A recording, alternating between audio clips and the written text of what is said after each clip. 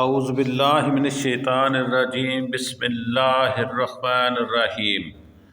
درود پاک صلی اللہ علیہ وسلم یہ صرف ایک ذکر نہیں بلکہ زندگی کا سب سے حسین راز ہے۔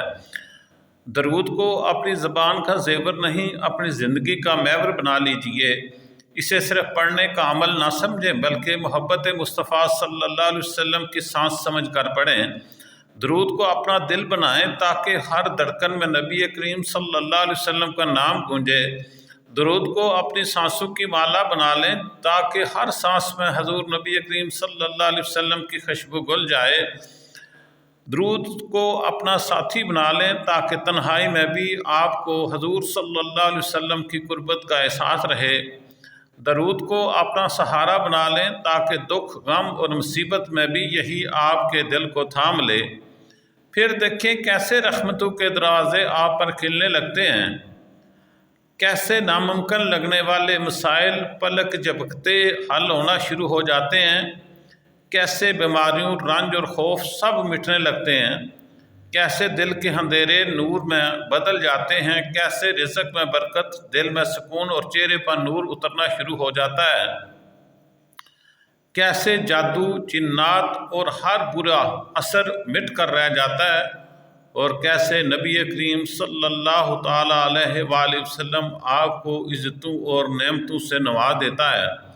اللہم صلی علی سیدنا و مولانا محمد وعلی آل سیدنا و مولانا محمد وبارک وسلم وصلو علیہ۔ یاد رکھیں درود پاک صرف الفاظ نہیں، نور کا وہ دروازہ ہے۔ جو شخص اس در پر آ گیا وہ خالی نہیں گیا، مگر شرط یہ ہے کہ درود پاک پڑھیں محبت سے، توجہ سے، ادب سے اور دل کے احترام سے۔ تب آپ دیکھیں گے کہ درود ہر زبان پر نہیں، کہ درود صرف زبان پر نہیں زندگی پر اثر ڈال دیتا ہے۔ 11 مرتبہ درود پاک پڑھ لیجئے اور پھر خود دیکھیے کیسے رب العالمین کے کرم آپ پر برسنے لگتے ہیں۔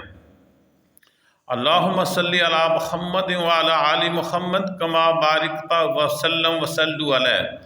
درود پاک پڑھتے جائیے، درود پاک پڑھواتے جائیے، کیونکہ یہی وہ راستہ ہے جو دل کو مدینہ پاک کی خوشبو تک پہنچا دیتا ہے۔